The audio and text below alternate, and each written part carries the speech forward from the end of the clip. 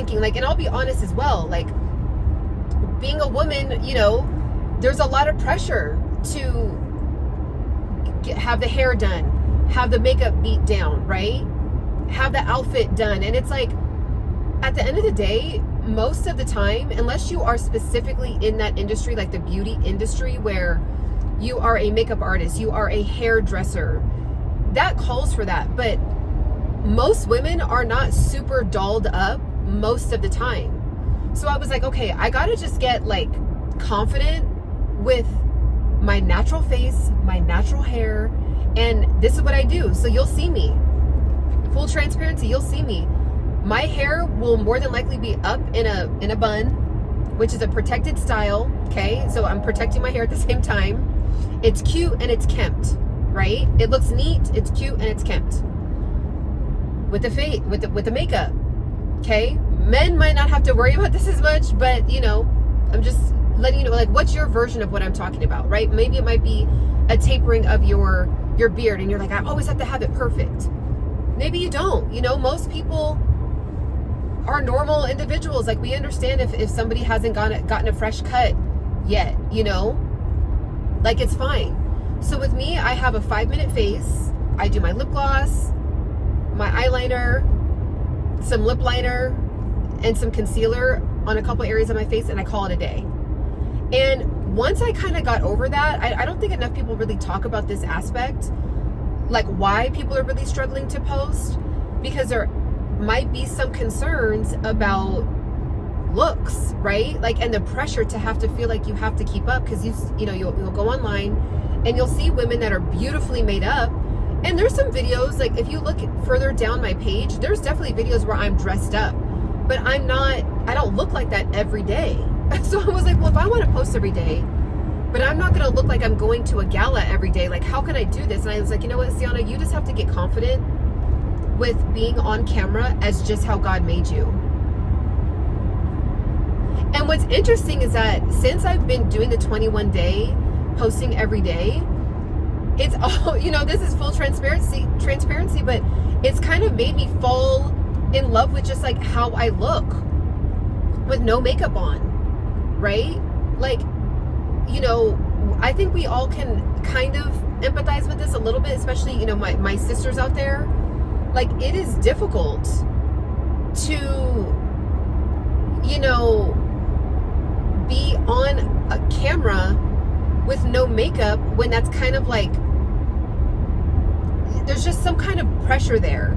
I don't know exactly where it comes from. I'm sure it comes from different arenas, and I'm not going to go into detail, but there is a lot of pressure. So once I was just like, you know what, Ciana, you don't mind if someone sees you in person with a bun and a 3-minute makeup face. So why would you care if somebody sees you across the globe? Because there's somebody right now that needs to hear what you have to say. Like, someone right now is struggling to post that first YouTube video about their fitness or their wellness, right? Someone else, because I'll get a lot of comments on my page, like, I would love to start a fitness YouTube. I would love to start a wellness YouTube and document my journey and share it with people. Today, like, let today be the day. Don't overthink it. YouTube is arguably almost on easy mode in the sense of there is so many videos trending right now with just the good old-fashioned natural way of talking and connecting without all of the overly edited videos. So who knows how long this trend is going to happen, where it's just kind of, you know, the algorithm is noticing human behavior, because that's what the algorithm is based on. It's human behavior. So the algorithm is understanding that, wow, you know, humans are starting to click on normal human content. So let me push more of that out. So you're going to want to jump in while it's hot, okay? And just be yourself. Just be yourself. I've been posting as myself for the last 4 years. Arguably, some of the videos where I was just no edited and I'm just speaking have gotten more views than my edited videos. And I'm not saying I'll never have edited videos in the future. I may, you know, start hiring someone in the future to edit videos and see what that does on my channel. But at the end of the day, like, do you really need to blow up overnight?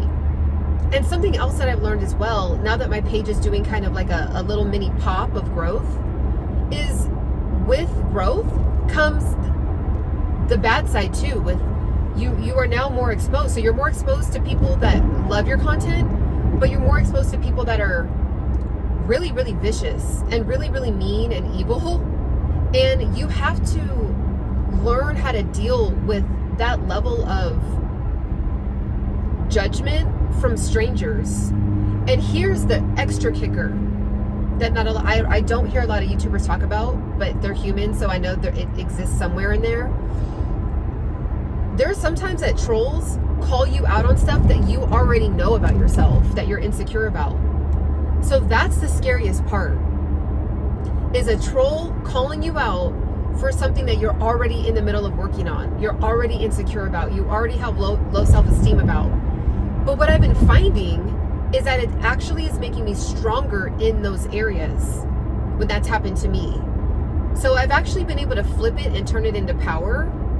So if you are scared about trolls or just being seen or exposed, at the end of the day, like, you're never going to see 99.99999% of these human beings that are coming for you in the comments. The block button is going to turn into your best friend, and you can actually limit certain words from even popping up on your page to begin with. So using some of the features that YouTube has put in place, there you do have protection there. All right, so rip the Band-Aid off and don't let that be a barrier to entry for you. And you know, at the end of the day here, I also switched my mindset, because I've been also affirming myself as a small YouTuber, and I was like, you know what, I'm actually gonna say I have a big YouTube. And the reason why, and people don't have to necessarily agree with me on this, but when you affirm yourself as a small YouTuber, you kind of mentally operate as a small YouTuber. So I was like, okay, I have almost 6,000 subscribers.